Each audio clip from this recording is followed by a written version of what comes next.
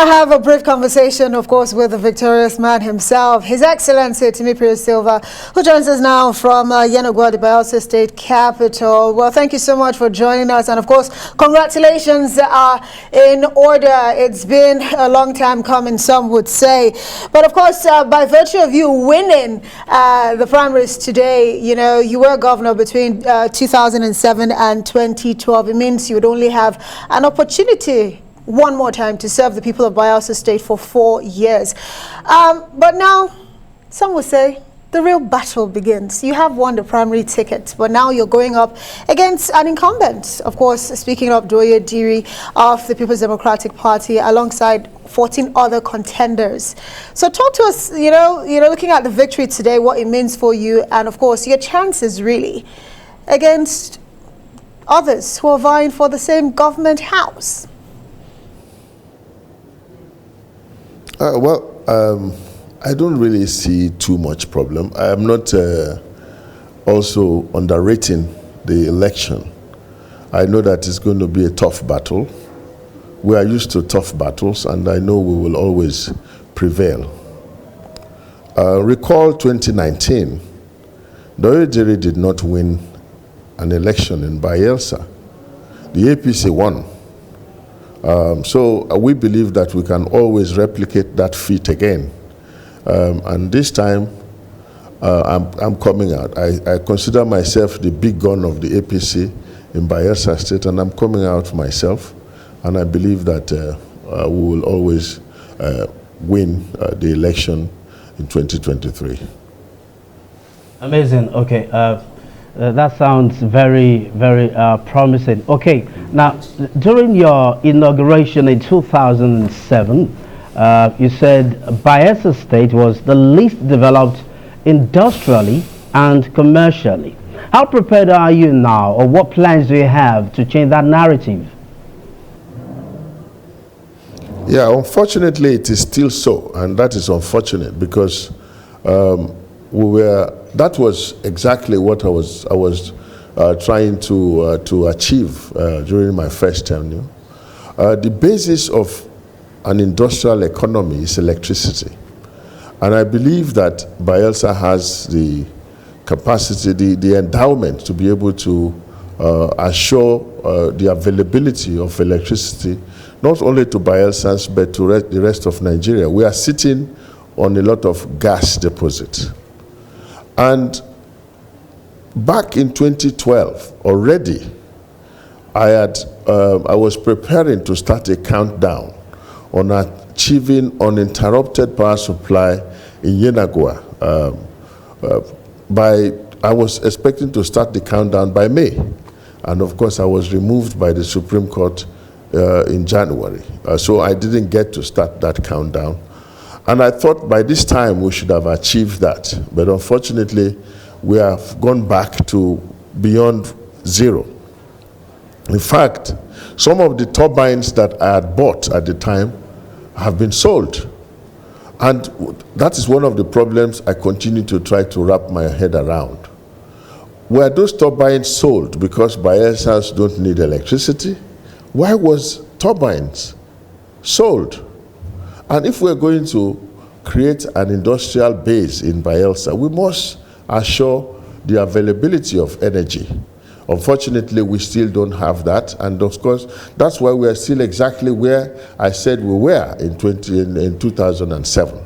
But I'm coming back here to be able to take from where I stopped the last time, and I believe that we still have the endowment. The gas is still there. All we need is the right person to be able to harness this endowment and create the opportunities so that industries can move in, and knowing that there is power here, and we can do that, we can achieve that. That's one of the things I still want to embark on when I become governor, because I believe that a strong economy is needed to be able to create the opportunities, to create the jobs that Bayelsans need. Unfortunately, till today, Bayelsa is still a civil service state because the administration that is there, I mean the PDP government, doesn't seem to know what to do about this. So they have not been able to create the industries at all, to be able to employ the young people that need employment. Even the plastic industry that I started is now moribund.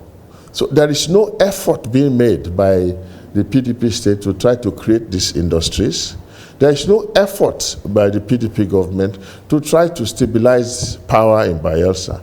And that's why I feel that I should come back and restart the state so that we can start from the basic, get the power correct so that our people will have access to power, people will start working. You know, Bayelsans and mostly Nigerians only need this, the availability of power to kickstart.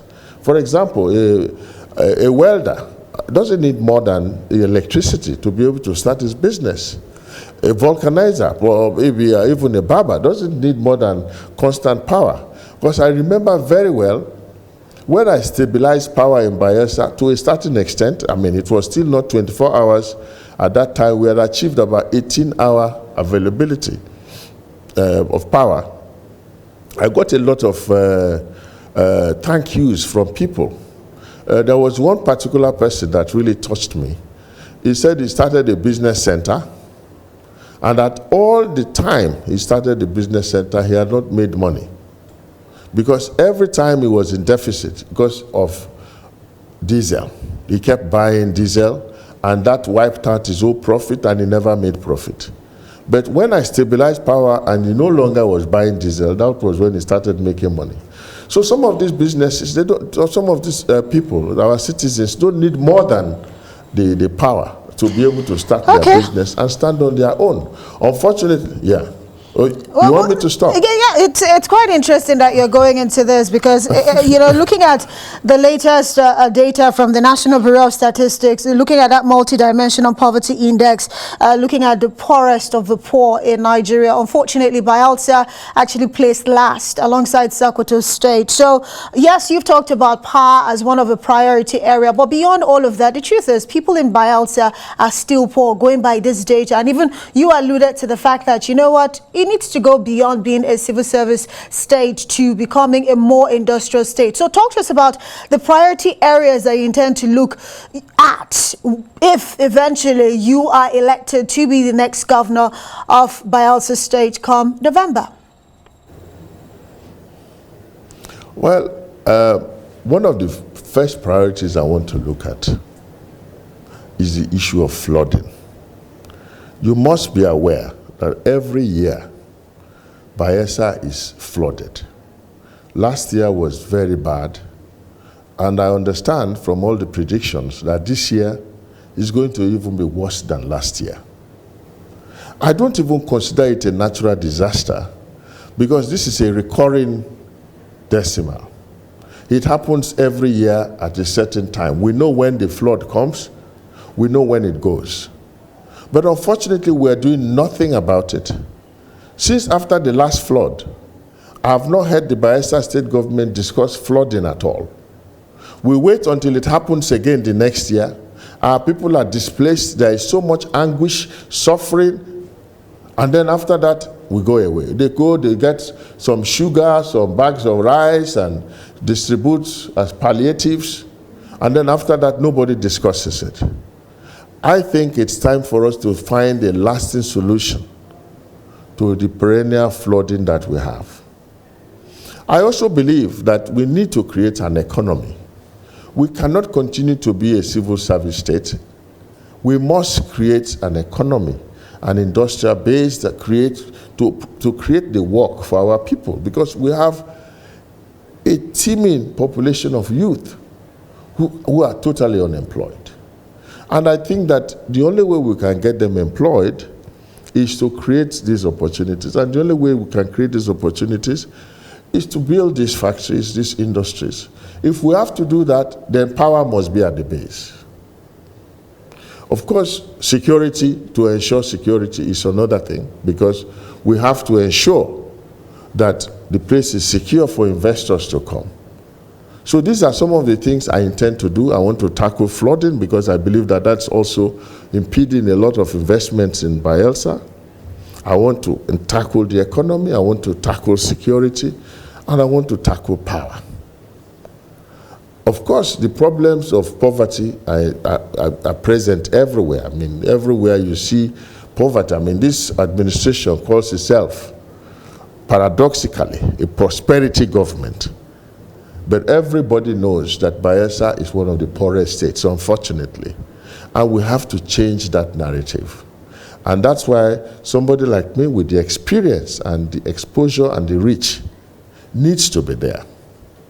And for me also, I mean, this is coming at a very opportune moment when the APC, led by Asiwaju Bola Tinubu, has won in the presidency.